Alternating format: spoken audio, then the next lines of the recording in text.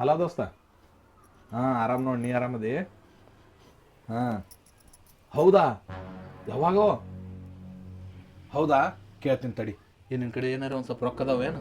ನನ್ನ ಬಲಿ ಏನು ಕೊಟ್ಟಿರ್ತೀರಿ ಏನು?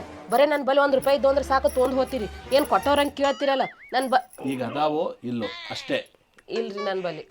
ಏ ದೋಸ್ತ ಇಲ್ಲತ್ತೇಳೋ. ಏನಪ್ಪ ಇವ್ರು ಸರ್ಕಾರದವರು 3 ದಿನಕ್ಕೊಂದೊಂದು ರೂಲ್ಸ್ ಮಾಡತ್ತಾರಲ್ಲ.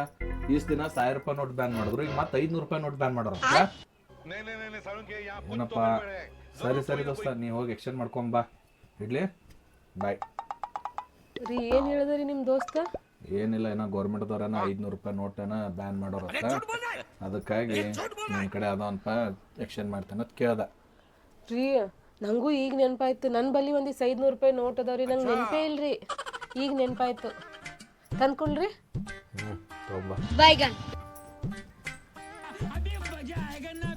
ತಗೋರಿ. और अभी तो रुको, क्लाइमैक्स अभी बाकी।